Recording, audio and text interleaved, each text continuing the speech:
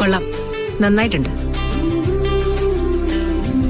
ഗാഥ madam എവിടെ ചെന്നാലും number 1 ആയിരിക്കണം എന്നാണല്ലോ സിത്താര മാമിന്റെ ആഗ്രഹം. ഇതൊരു വെറൈറ്റി ആയിട്ടുണ്ട് അല്ലേ മാം?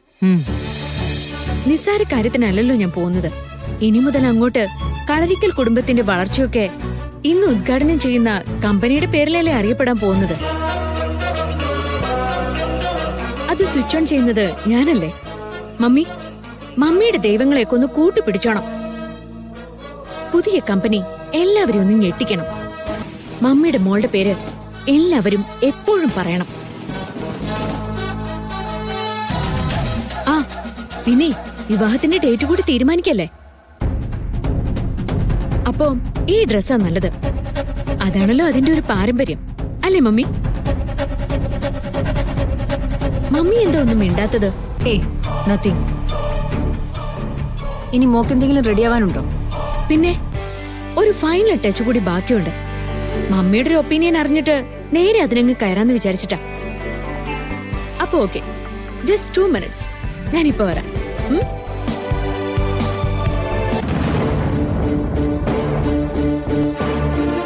അവളെ സംബന്ധിച്ചിടത്തോളം ഇന്നെടുക്കാൻ പോകുന്നത് വിവാഹത്തിന്റെ തീയതിയാണ്. പക്ഷേ എനിക്കതെന്റെ മോളെ കൊലയ്ക്ക് കൊടുക്കുന്ന തീയതിയാണ്. ഇനി ഇതൊന്നും മുടക്കാനായിട്ട് ഞാൻ എന്താ ചെയ്യേണ്ട സിനി?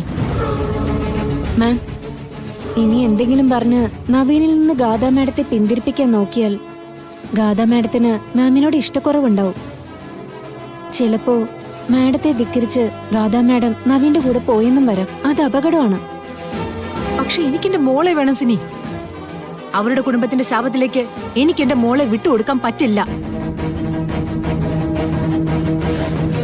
അവസാന നിമിഷമെങ്കിലും എന്തെങ്കിലും ഒരു മാർഗം എന്റെ മുന്നിൽ വന്ന് പെടും. ഞാനത് ഉപയോഗിക്കും. ഈ വിവാഹം ഞാൻ മുടക്കിയിരിക്കും. എനിക്ക് ജീവനുണ്ടെങ്കിൽ.